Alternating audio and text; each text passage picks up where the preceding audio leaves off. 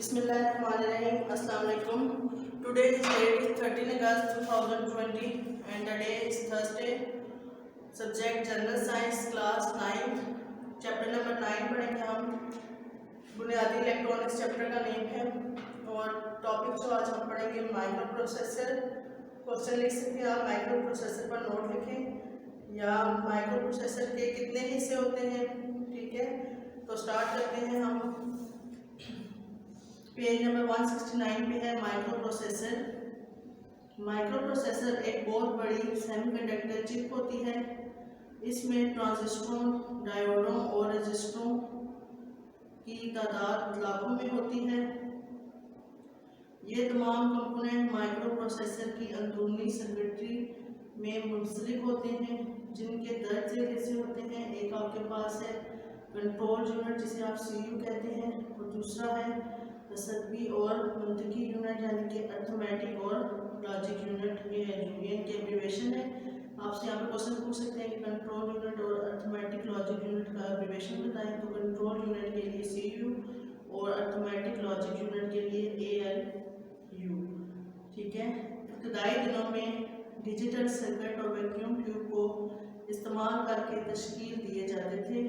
बाद में ये ट्रांजिस्टर्स के ज़रिए बनेंगे और वो सर्किट जिसकी मदद से कंट्रोल या हिसाबी सरगर्मियाँ सरंजाम दी जाती थी. सीपीयू या सेंट्रल प्रोसेसिंग यूनिट जो कहलाता है, गोया ये कंप्यूटर का दिमाग होता है. माइक्रो प्रोसेसर दरअसल एक ऐसा सीपीयू है जो एक इकलौती सिलिकॉन चिप पर तैयार होता है. माइक्रो प्रोसेसर पर मौजूद लाखों अज्जा सिलिकॉन चिप पर तय कर बनाए जाते हैं. किसी कंप्यूटर की मजमूई कारकर्दगी का दारोमदार इसमें लगाए गए माइक्रो प्रोसेसर की नौइयत और मयार पर होता है. कंप्यूटर बनाने वाली मुख्तलिफ कंपनियां मुख्तलिफ माइक्रो प्रोसेसर इस्तेमाल करते हैं. मुख्तलिफ सनती इदारों की तरफ से बनाए गए माइक्रो प्रोसेसर भी मुख्तलिफ होते हैं. इनकी हर आइंदा जनरेशन पहले से ज़्यादा ताकतवर और गुंजाइश की हामिल होती है. जदीद माइक्रो प्रोसेसर में लाखों ट्रांजिस्टर्स एलिमेंट लगे होते हैं. ये बहुत बड़े ज़खीरा मालूमात डेटा को हैरत अंगेज़ रफ्तार से प्रोसेस करते हैं. आपको इसकी डायग्राम नंबर जो है शक्ल नंबर 9.4 जो कैमरा ट्यूब में दिखाई गई है आपको नज़र आ रही होगी यहाँ पे 9.14. ठीक है, उसमें ये आपको बाकायदा तौर पर एक्सप्लेन किया गया है. कैमरा एक दिखाया गया है 9.4 में. ठीक है, इसकी शटर की रफ्तार मुतय्यन करने के लिए माइक्रो प्रोसेसर इस्तेमाल होता है. इसी माइक्रो प्रोसेसर से माहौल के मुताबिक अज्जा में खुद ब खुद सेट किए जाते हैं. इन खुदकार कैमरों ने फोटोग्राफी की दुनिया में एक नया इनकलाब बर्पा कर दिया है. अब एक आला मेयार की तस्वीर मुहैया करने वाला कैमरा भी आम आदमी की पहुंच में आ गया है.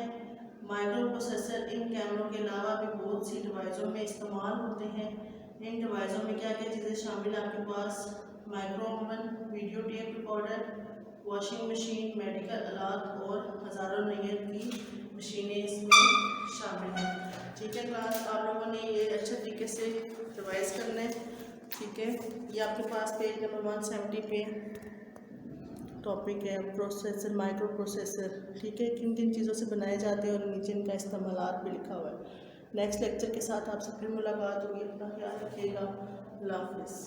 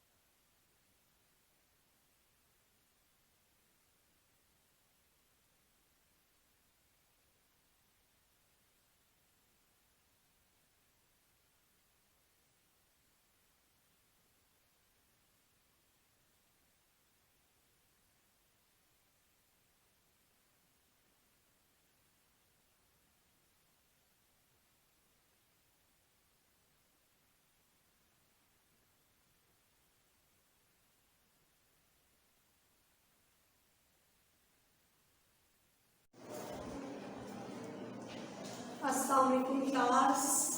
Today the date is 30 August 2020 and it is Thursday. जमात नाम मजमून है आप लोगों का इस्लामियात की तैयारी। जो टॉपिक है जो हमने शॉर्ट क्वेश्चंस कर रहे हैं हज़रत मूसा अलैहिस्सलाम के हैं। कल हमने 1 से लेकर 6 तक किए, आज हम इसको 7 से लेकर 11 तक शॉर्ट क्वेश्चन आंसर्स करेंगे जो आप लोगों को ऑफिस की तरफ से दिए गए प्रॉपर नोट्स, उसमें ये क्वेश्चंस गिवन है आप लोगों के।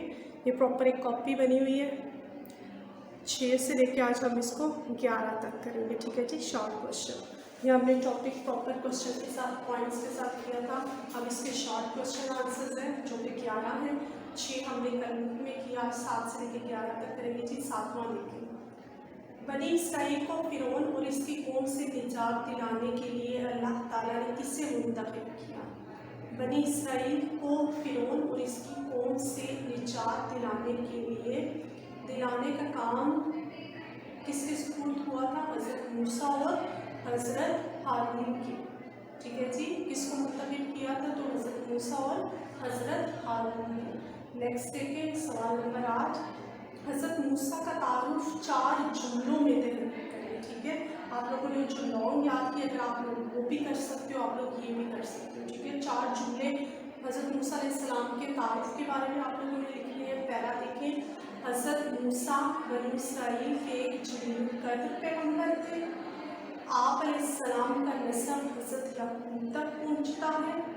आपके वालिद का नाम इमरान था। उन्होंने 120 साल की उम्र पाई और इनकी ज़माने नबूवत अंदाज़न 15वीं और 16वीं सदी कब मसीह है, ठीक है जी। 4 जुमले लिख लेते। आप लोग और भी ऐड कर सकते हो, में से देख के और भी ऐड कर लें। देखें जी नेक्स्ट 9वां क्वेश्चन, हज़रत मूसा और हज़रत हारून, हज़रत मूसा और हज़रत हारून फिरौन के दरबार में कैसे गए? आंसर देखें, दोनों भाई फिरौन के दरबार में पहुंचे और खौफो खतर अंदर दाखिल होकर अपने आने की वजह बयान की और फरमाया कि फिरौन, हमें खुदा ने अपना पैगम्बर और रसूल बनाकर तेरे पास भेजा, ठीक है जी। फिरौन कौन से दरिया में गर्क हुआ? सवाल नंबर 10 है, फिरौन कौन से दरिया में गर्क हुआ? तो देखिए, हज़रत मूसा ने अल्लाह ताला के हुक्म से अपना असा बहरे कज़म पर मारा, जिससे पानी फट गया और दरमियान में खुश्क रास्ता पैदा हो गया, जिसके ज़रिए बनी इसराइल सही और सालिम पार उतर गए, यानी सही सलामत पार उतर गए। फिरौन और इसके लश्कर ने इसी रास्ते पर उनका ताक़ुब किया, इनके पीछा किया, लेकिन उतरते इलाही से पानी आपस में मिल गया और फिरौन अपने लश्कर समेत इसमें गर्क हो गया। सवाल नंबर 11, हज़रत मूसा ने कितने साल उम्र पाई थी? कितने साल उम्र पाई थी? हज़रत मूसा अलैहिस्सलाम ने 120 साल की उम्र पाई। और आपका ज़माना नबूवत कितनी सदी कब मसीह है? तो आपका ज़माना नबूवत अंदाज़न 15वीं और 16वीं सदी कब मसीह है, ठीक है जी। क्लास आप लोगों को मैंने आज क्वेश्चंस करवाए 7 से लेकर 11 तक। शॉर्ट क्वेश्चन है, बिल्कुल एक एक लाइन के, बहुत अच्छे तरीके से 1-2 दफ़ा ही आप लोग एहतियात दिल लगा के उसको पढ़ोगे तो अच्छे तरीके से आपको वो याद हो जाएगा, ठीक है। बहुत अच्छे तरीके से नीट कॉपी पे लिखना भी है, प्रॉपर एंडिंग लाइन लगानी है, मार्कर के साथ क्वेश्चन लिखना है, बहुत नीट, कटिंग और रेसिंग बिल्कुल नहीं करनी, ठीक है जी। नेक्स्ट आप लोगों से फिर मिलते हैं, अपना ख्याल रखिएगा। ओके जी, अल्लाह हाफिज़। अस्सलाम वालेकुम क्लास 9, उम्मीद करती हूँ आप खैरियत से होंगे। Today that is 13 August, day is Thursday, 9th arts group, subject is mathematics, diary is exercise 4.4 question number 5 + 6 plus exercise 9.2 का 6 to 10। ओके बेटा, 5 और 6 आप लोगों ने अपने रजिस्टर्स पे करना है और इसके बाद क्वेश्चन नंबर 6 to 10 जो है आपने इसकी प्रैक्टिस करनी है, जो कि आपने प्री 9 में किया था। अच्छा चलिए क्वेश्चन नंबर 5 और 6 करते हैं।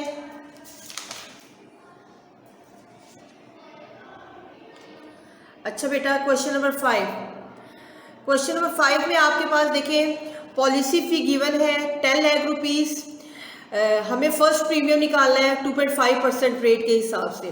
तो 2.5% of 10 lakh rupees find out किया, तो 2% का साइन जब कैंसिल आउट हुआ हमारे पास आ गया 100 मल्टीप्लाई बाई ₹10 लाख, हमारे पास फाइनल रिजल्ट आ गया ₹25,000 after 1 year worth of business.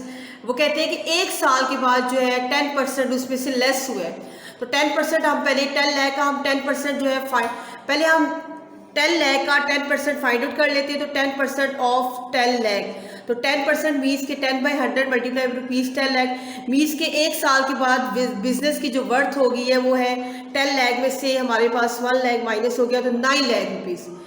अच्छा, अब सेकेंड ईयर प्रीमियम निकालना है। अब जो फर्स्ट ईयर प्रीमियम है ना, आपने उसकी जो मतलब रिमेनिंग अमाउंट हमारे पास है ये 9 लाख, उसके अकॉर्डिंग निकालना है। सेकेंड ईयर प्रीमियम निकालना है तो 2.5% ऑफ 9 लाख फाइंड आउट किया, आंसर आ गया 22,500। क्लियर?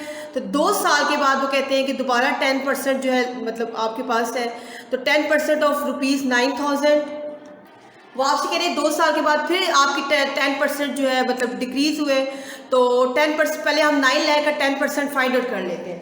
9 लाख का जब 10% हमने फाइंड आउट किया तो हमारे पास रिजल्ट आ गया 10% means 10/100 multiply by ₹9 lakh, answer आ गया 90,000। अच्छा, अब डेप्रिसिएशन या डेप्रिसिएशन मीन्स कि आपकी डिक्रीजिंग अमाउंट जो हुई है वो हो गया 9 लाख में से 90,000 माइनस किया तो 8 लाख एंड 10,000।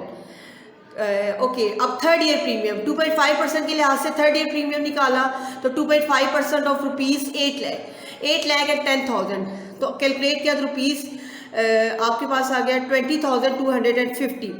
अच्छा, फाइंड आउट किया इसको तो हमारे पास आपके पास रिजल्ट आ गया।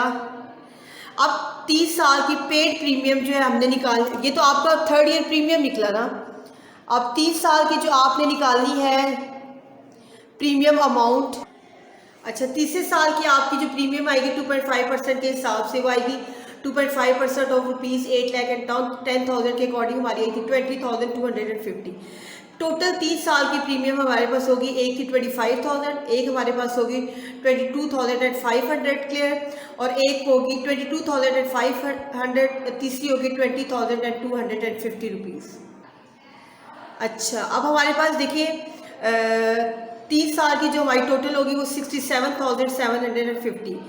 अब जो क्लेम अमाउंट है ना हमारे पास वो है 5 लाख रुपीज़। 5 लाख रुपीज़ है, तो लॉस देखिए बेटा जी इसमें हमें हुआ था कि 10% आपका डिक्रीज हो रहा था ना, तो अब जो 3 ईयर का प्रीमियम निकल गया तो हमारा 5 लाख में से जो लॉस अमाउंट है वो प्रीमियम वाली माइनस कर देंगे, हमारे पास रिजल्ट आ जाएगा 4,32,200। क्लियर? ये हमारे पास आज जो क्लेम अमाउंट होती है ना वो उसमें से जो लॉस होता है वो माइनस कर लेते हैं, ठीक है, जो हमारा मतलब ये प्रीमियम अमाउंट है। ओके, क्वेश्चन नंबर 6 है। क्वेश्चन नंबर 6 में उन्होंने आपसे कहा है कि आपके पास जो है जावेद जो है एक इंश्योरेंस पॉलिसी मतलब एक कार की जो वर्थ है वो 8 लाख है 50,000 और 4.2% आपके पास जो जैसे प्रीमियम हम लगाते हैं वो प्रीमियम अमाउंट आपको खुद बताते हैं कि इतने % आपने हर माह में जो है कम करना है। इसमें यहाँ पे 4.25% जो है आपने 30 साल में ना मतलब प्रीमियम्स ऐड करने हैं। 4.25% आप सबसे पहले तो क्वेश्चन को इससे स्टार्ट करेंगे, आप कहेंगे कि हमारे पास जो है पॉलिसी फ़ी या वर्थ ऑफ अ कार है 8 लाख एंड 50,000। फर्स्ट प्रीमियम 4.25% के हिसाब से 4.25% ऑफ 8 लाख एंड 50,000 कैलकुलेट किया, आंसर आ गया 36,125। डेप्रिसिएशन है आपकी 10%, ठीक है, 10% के हिसाब से आपने मतलब उसको डेप्रिसिएट करना है या आपने डिक्रीज करना है, तो 10% हमने 8,50,000 का निकाला तो हमारे पास बनती है 85,000। तो डेप्रिसिएशन तो आपके पास 10% मतलब हमने कहा कि हमने इतना कम करना है। डेप्रिसिएटेड प्राइस हमारे पास होगी 8,50,000 में से 85,000 आपने माइनस किया 7,65,000। सेकेंड ईयरली प्रीमियम आपके पास हो गया 4.25% ऑफ 7,65,000। मतलब आप सेकेंड ईयर प्रीमियम में आपने जो रिमेनिंग अमाउंट है उसके अकॉर्डिंग किया तो आपके पास आ गया, ठीक है, 32,512.50। जो आपके पास फर्स्ट प्रीमियम होता है ना वो आप टोटल अमाउंट के साथ मतलब जितने % भी आपने निकालना है, और जो सेकेंडरी प्रीमियम होता है वो डिप्रिसिएशन जितने % है वो निकाल के जो रिमेनिंग अमाउंट है उसके साथ करना होता है। थर्ड ईयरली प्रीमियम देखिए बेटा जी, अब आपके पास जो 10% की अमाउंट है वो आपकी उन दोनों प्रीमियम्स में कवर हो गई है, इसलिए हम इसको लास्ट वाली को 0 कंसीडर करेंगे। तो टोटल उन्होंने आपसे प्रीमियम की डिमांड की थी, तो टोटल प्रीमियम्स हमारे पास आ गए, एक था 36,125, सेकंड हो गया ₹32,512.50 इक्वल्स टू ₹68,637.70। क्लियर? अच्छा, क्योंकि उन्होंने कहा था कि what total amount will he पे एज प्रीमियम, तो यहाँ पे कोई इस क्वेश्चन में हम लोगों ने सिंपल जो है प्रीमियम अमाउंट तक करना था कि कितनी प्रीमियम अमाउंट वो पे करता है। ठीक है बेटा। अच्छा, क्वेश्चन नंबर 5 और 6 आपकी जो है डायरी में था, जो आपने नीट रजिस्टर्स पे करना है। क्वेश्चन नंबर जो है 6 to 10 है 9.2 की, वो आपने रफ रजिस्टर्स पे प्रैक्टिस करनी है। आपने देखे इन क्वेश्चंस में क्या किया है। सबसे पहले तो आप बताते हैं कि अगर वो कार है, अगर वो जो भी चीज़ है उसकी वर्थ कितनी है, आपने अकॉर्डिंग टू दैट उसकी वर्थ बतानी है। वो वर्थ बताने के बाद आपने बताना है कि पहले प्रीमियम में कितने % का आप पहला प्रीमियम लगेगा टोटल अमाउंट का, और ये आपको गिवन होता है। 4.25 है, 2.5% है, जितना भी है वो आपको खुद बताएंगे। वो आपने वर्थ फाइंड आउट की, वर्थ फाइंड आउट करने के बाद फिर आपने मतलब सेकेंड ईयर प्रीमियम तक आप कैलकुलेट करेंगे। जब आप फर्स्ट ईयर प्रीमियम जो है कंप्लीट कर लेंगे, डेप्रिसिएशन मीन्स के कितनी अमाउंट आपकी डिक्रीज हुई, कितनी अमाउंट आपकी डिक्रीज हुई वो आपने निकालनी है। उसके बाद आपने डेप्रिसिएटेड अमाउंट वो होता है कि टोटल में से जो डेप्रिसिएशन 10% का लगा है वो माइनस करने के बाद जो आती है वो आपकी डेप्रिसिएटेड अमाउंट होगी है। ठीक है। आपका जो है आज के उसमें टोटल 2 ही क्वेश्चंस थे। ठीक है, आप लोगों ने अच्छी तरह इसकी पहले रफ प्रैक्टिस नीट रजिस्टर्स में करना है, आफ्टर दैट आपने इसकी रफ प्रैक्टिस भी करनी है। ठीक है, दुआ में याद रखिएगा। अल्लाह हाफिज़।